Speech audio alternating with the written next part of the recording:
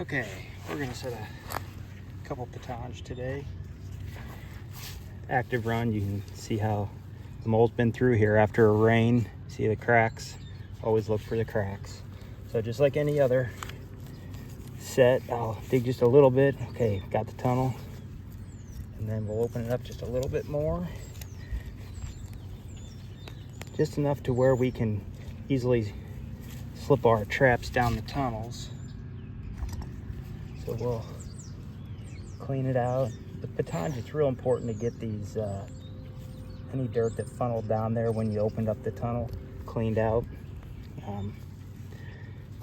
Having a long-handled teaspoon like this also lets you know if it's an active run.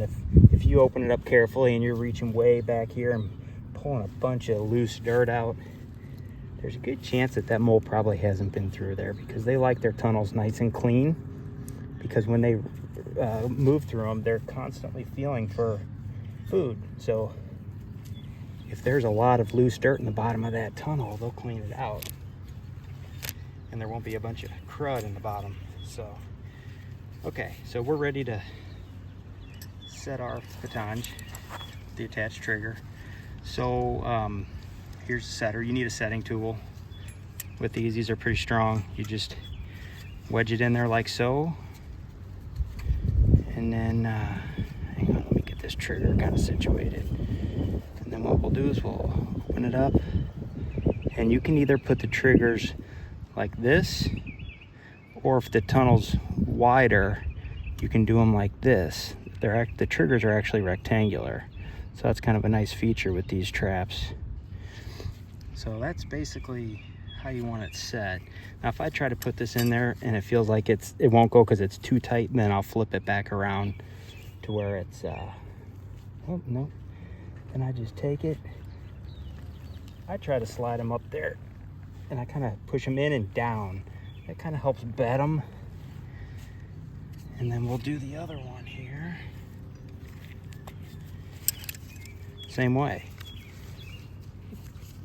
You want the trap to fill up the tunnel, so I always try to use the wider side first, and if it won't go, then I will use the other side. But yeah. So let's set this one.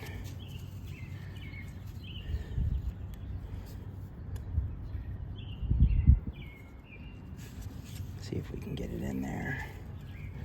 You just slide them in. You got to be mindful not to set them off when you're putting them in there. Okay, in and then down and forward. And what I do is I watch I got some fishing line here. I watch that fishing line as I push it in.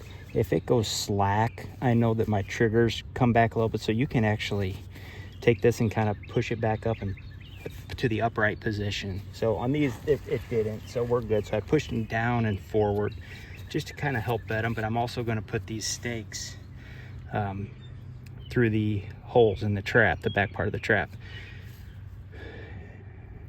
like so. That's going to stake them, and you can see how I did it on the front part of the, well, actually you see this one maybe, on the front part of the trap. It might be hard to see, but either way, you just got to get them staked down so that they don't move when the mole hits them. And then from there, the trap's far enough up there, we can just backfill this. Some guys like to put maybe like a board or something over it. You know, that's fine with shorter pegs. I know some guys cut these into shorter sections so they can just peg it and it's completely below ground. You can cut these off to where just a little bit's sticking out of the ground if you need kind of a discreet set, maybe like around a schoolyard or something. But yeah, that's it.